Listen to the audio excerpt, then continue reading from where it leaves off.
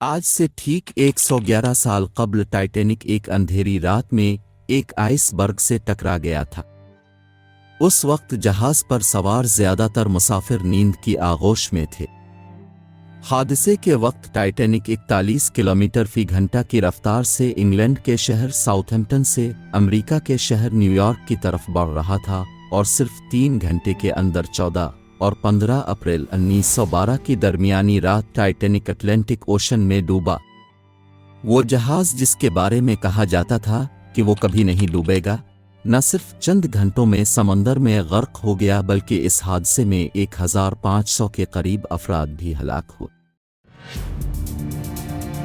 We know the Titanic received these messages. We know they acknowledged some of these messages too. It should have been taken seriously. जो डूब नहीं सकता, ये थे वो अल्फाज जो अपने वक्त के मशहूर बहरी जहाज टाइटैनिक के तारुफी इश्तिहार में इस्तेमाल किए गए थे। इस जहाज को बनाने वालों को उसकी मजबूती, पायदारी और गर्काब न होने का इतना यकीन था कि उन्होंने न सिर्फ ये कि इसमें लाइफ बूट्स को मुकम्मल तादाद में नहीं रखा था, बल्कि ज़ेरी हिस्सों को जोड़ने वाली दीवारों को भी मुकम्मल तौर पर तामीर नहीं किया गया था।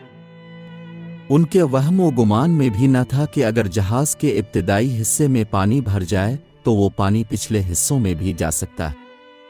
व्हाइट स्टार लाइन के एहतमाम में बनने वाले दुनिया के इस सबसे बड़े जहाज की लंबाई 882 फुट और चौड़ाई 92 फुट बताई जाती है। 10 अप्रैल 1912 को रात 9 बजे ये जहाज अपने अव्वलीन सफ़र पर बरतानवी शहर साउथहैम्पटन से अमेरिका के शहर न्यूयॉर्क के लिए रवाना हुआ। जहाज में अमले के 892 अफराद समेत 3327 मुसाफिर सवार थे। सफ़र के इब्तिदाई 4 दिन बहुत खुशगवार गुजरे। जहाज के मालिकान और मुसाफिर सभी अपनी खुशबख्ती पर नाज़ा थे। वो दुनिया के सबसे बड़े और सबसे लक्शरी जहाज में सफ़र कर रहे थे और ये दुनिया का पहला ऐसा बहरी जहाज था जिस पर स्विमिंग पूल, जिम्नेजियम, लाइब्रेरी और तफरी के दीगर लवाजमात भी मौजूद थे। टाइटैनिक के कप्तान का नाम एडवर्ड जॉन स्मिथ था। वो तजर्बाकार कप्तान थे, लेकिन उन्होंने व्हाइट स्टार लाइन की हिदायत पर तमाम हिफाजती तदाबीर बालाए ताक रखते हुए कोशिश की कि वो अटलांटिक ओशन को सबसे कम मुद्दत में अबूर करने का नया आलमी रिकॉर्ड कायम कर दें। चुनांचे उन्होंने जहाज को इंतहाई तेज़ रफ्तारी से चिल्लाना शुरू किया और समंदर में मौजूद एक और जहाज की इस इंतबाही इत्तला को भी इग्नोर किया कि समंदर में बड़े आइसबर्ग मौजूद हैं। जहाज के अमले के पास दूरबीन भी मौजूद नहीं थी। धुंध के बाइस ज्यादा दूर तक देखना भी मुश्किल था। 14 अप्रैल 1912 को जहाज के अमले ने एक बहुत बड़े आइसबर्ग को करीब होते हुए देखा। आइसबर्ग की खबर कप्तान स्मिथ को इस वक्त हुई जब जहाज उसके इंतहाई करीब पहुंच चुका था। उस वक्त टाइटैनिक तकरीबन 25 मील फी घंटा की रफ्तार से सफर कर रहा था। स्मिथ ने पूरी कुव्वत से जहाज का रुख तब्दील करने का हुक्म दिया, मगर इसकी रफ्तार ज्यादा थी और फासला कम। जहाज का रुख फौरन मोड़ लिया गया, लेकिन फिर भी वो एक तरफ से चट्टान के साथ रगड़ खा गया, जिससे इसमें तकरीबन 300 फुट का शिगाफ पड़ गया और जहाज में तेजी से पानी भरना शुरू हो गया। माहिरीन का कहना है कि अगर जहाज सीधे रुख आइसबर्ग से टकराता तो नुकसान इंतहाई कम होता और मुमकिना तौर पर वो डूबने से भी बच जाता। टाइटैनिक के हिस्सों को आपस में जोड़ने के लिए जिन रिवेट्स को इस्तेमाल किया गया था वो स्टील की बजाय बहुत नाकिस मटेरियल से बनाए गए थे। जहाज के आइसबर्ग से टकराते ही ये रिवेट्स टूट गए और समंदर का शोरीदा पानी तेजी से जहाज में दाखिल हो गया। जहाज का इंजन बंद होने के बाद मुसाफिरों को भी एहसास हुआ कि कुछ गड़बड़ है। बाकी क्रू मेंबर फ्लेयर और रॉकेट्स जलाते हैं हुआ में इस उम्मीद में कि कोई करीब मौजूद शिप होगी तो वो ध्यान दे देगी हमारी तरफ। कप्तान स्मिथ ने इस मौके पर मदद के लिए SOS का सिग्नल भी दिया। यहाँ इस बात का जिक्र बेमहल ना होगा कि ये पहला मौका था जब मदद के लिए SOS के सिग्नल का इस्तेमाल किया गया। टाइटैनिक से कुछ ही फासले पर 3 बहरी जहाज मौजूद थे जिनके नाम फ्रैंकफर्ट, कारपीथिया और माउंट टेम्पल थे, मगर उन तीनों जहाज़ों ने टाइटैनिक के इस सिग्नल पर फौरी तवज्जो नहीं दी। इसी बीच कैप्टन ऑर्डर दे देते हैं कि मुसाफिरों को इवैक्यूएट किया जाए। शिप में मौजूद लाइफ बोट्स का इस्तेमाल करें। लाइफ बोट्स का इस्तेमाल करके प्रोटोकॉल के मुताबिक औरतों और बच्चों को पहली प्रायोरिटी मिलेगी लाइफ बोट्स में जाने की।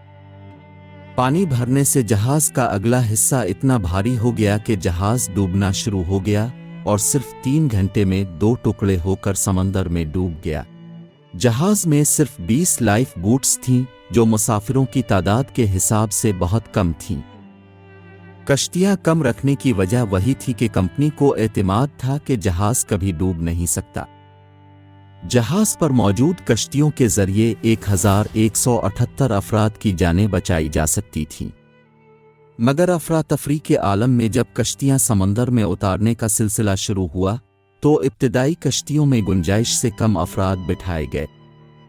इस तरह सिर्फ 755 मुसाफिरों को जिंदा बचाया जा सका और बाकी मुसाफिर, जिनकी तादाद 1490 से 1635 के दरमियान बताई जाती है, वो आतो जहाज के साथ पानी में डूब गए।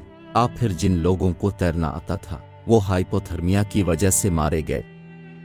पानी का टेम्परेचर -2 डिग्री सेंटीग्रेड था। इस टेम्परेचर पर अगर आप पानी में गिरो गए तो कुछ मिनटों के अंदर सर्दी की वजह से आपकी मौत हो जाएगी।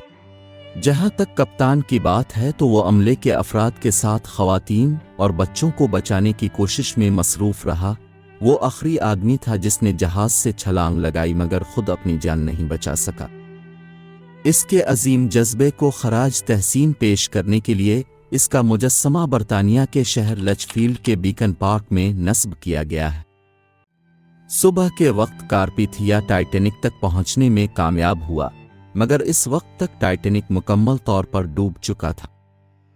कारपीथिया का अमला सिर्फ लाइफ बोट्स में सवार मुसाफिरों और अमले के अरकान की जान बचाने में कामयाब हो सका। 111 साल बाद भी उसे सबसे बड़ा समुद्री हादसा समझा जाता है। सितंबर 1985 में इस जहाज की बाकियात को अटलांटिक ओशन में जाए हादसा से हटा दिया गया था। इस तरह की हिस्ट्री से रिलेटेड वीडियोस देखने के लिए हमारे चैनल टाइम ट्रेवल को सब्सक्राइब करें।